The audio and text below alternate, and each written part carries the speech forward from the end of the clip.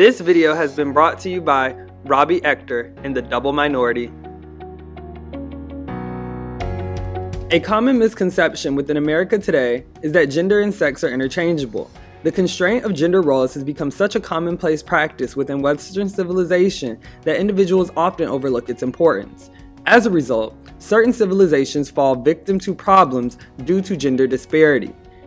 An individual's sex, gender, and sexuality are not one and the same.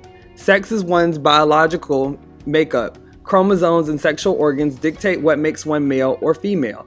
Gender is how one identifies themselves in relation to a spectrum of femininity and masculinity. Many cultures believe that the sex you are born equates to the gender that you should identify with. However, this is not true. Sex. The definition of sex is simple. Sex is either of the two main categories, male and female, into which humans and many other living things are divided on the basis of their reproductive functions. Sexual characteristics include chromosomes, ovaries, testes, estrogen, testosterone, breasts, and facial hair. It is important to note that having a vagina does not make one a woman, nor does having a penis make one a man. For example, many cisgendered women will look at trans women and say she can never be a woman because she cannot have kids. Being able to bear children is not characteristic of a woman, it is characteristic of a female. There are several females that cannot bear children, and some men are born without testes. However, that does not make them any less of a man or a woman.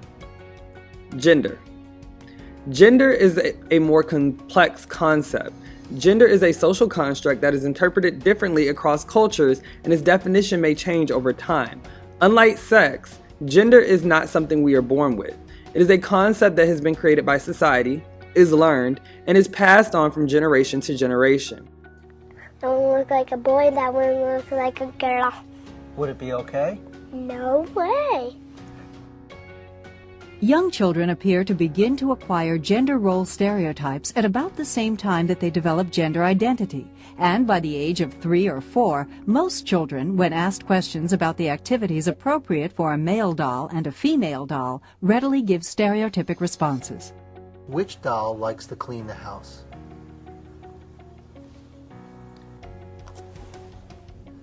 This one. It is not set in stone, but dictated by socialization through parents, doctors, friends, and caretakers. The concept of social construction of gender is important to understand because although it may seem insignificant, it has a very large effect on society and how the world operates. Historically, within the world, it is believed that males should identify as men and females should identify as women. We find it easy to associate sex with gender because the world enjoys concepts that are simple and black and white. However, the concept of gender has so many shades of gray and a significant amount of depth to it. The way one identifies with and expresses their gender plays an enormous part within their human experience, especially if their gender goes against the norm or what is expected.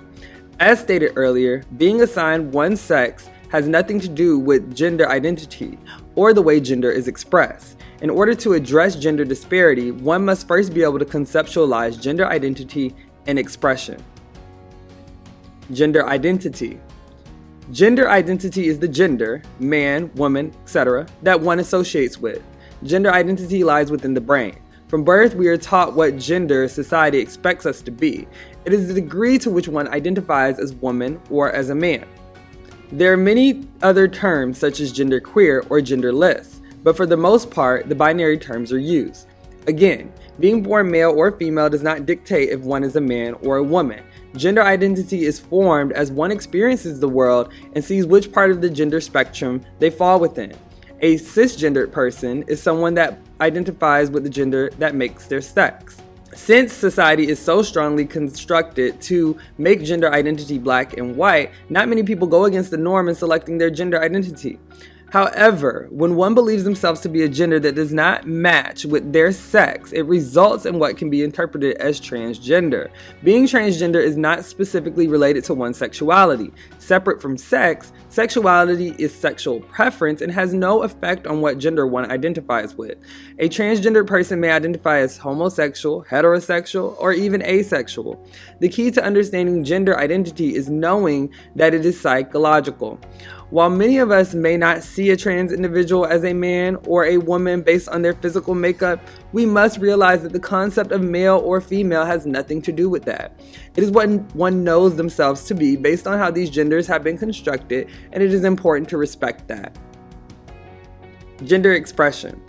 Gender expression is the degree to which you can identify or express yourself as masculine or feminine or somewhere in between. This can fall with individuals that are more butch, hypermasculine, hyperfeminine, a tomboy, etc. RuPaul constantly states, You know, you're born naked and the rest is drag. the statement means everything you put on, from your clothing, hair, and makeup, are socio-cultural choices that you are taught to make. So in essence, we are all performing what we are taught to be a good, upstanding social citizen in terms of what a man or a woman is, or ideas of masculine or feminine. Once a doctor determines that we are male or female, our parents and caretakers immediately begin to socialize us into the appropriate gender roles. A boy's nursery may be decorated blue with pictures that are symbolic of popular sports, while a girl's nursery may be decorated pink with cute stuffed animals. If one was to go to a birthday party for a little boy they knew nothing about, they may buy him an action figure or a football. And if they're in the same situation for a girl, they might buy her a doll or clothes to dress up in. There are no laws set in stone that establish either way of thinking is correct. It is a socialized belief passed down from one generation to the next and is different across cultures. In America, it may be strange for a man to wear a dress, but you can go to parts of Europe where it is seen as the symbol of masculinity. Gender expression also has nothing to do with one's sexuality. If a man or a woman's gender expression goes against what is expected out of them, it doesn't necessarily mean that they are homosexual. They want to say, oh, he must be gay. They want to say, oh, he must be transgender. And what I'm saying is, I think at the very basic level, we're saying, accept us for who we are. Throughout life, if he is gay, if he's transgendered, whatever it is, we will accept him and love him for who he is, and we want the world to do the same. Being able to understand gender expression is important because it allows for individuals to express themselves freely without the conservative constraints of what is considered to be the social norm. How is it problematic? The only way to fight ignorance is with education. For years, gender disparity has been a large issue within Western civilization. Through education about the concept of gender, more individuals will be able to use their knowledge to empower the masses and promote diversity instead of oppressing and condemning others for deviating from social norms. Gay and trans individuals have been under attack in this country time and time again due to the simple fact that many do not understand the concept of gender. The problem is growing immensely. Over 100 trans individuals have been killed in the past 5 years. Gay people have been bashed and attacked time and time again, year after year. A while ago, a young black male named Andrew Caldwell gave a testimony about being able to convert from homosexual to heterosexual.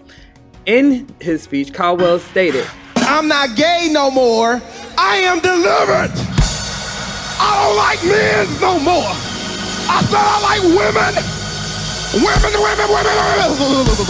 I said women. I'm not gay. I would not date a man. I would not carry a purse. I would not put on makeup. I will love a woman. The pastor of the sermon then preached, I got something for all these homosexuals just walking around here with your pocketbooks, tight pants, and your bow ties, and you're walking like a girl. They essentially antagonized what it means to be a woman, and the women in the crowd were jumping with excitement without even realizing what these men were truly saying. Wearing purses, putting on makeup, and speaking softly became associated with demonic behavior.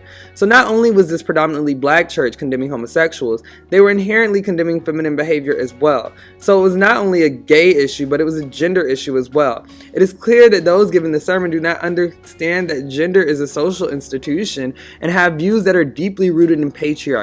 If the world became more educated about how gender works within society, then individuals like Caldwell would be pressured into feeling self-hatred for who they really are. So to review, sex is what we are born, male or female. Gender is the state of being a man or woman based on concepts of masculinity and femininity that have been created by society. It is important to understand this difference between sex and gender because the ignorance of the difference between these two concepts is the root of gender disparity and unjust treatment of the LGBT community. If you learned something today, please give this video a like and subscribe. If you have any questions or comments, I look forward to continuing the conversation below.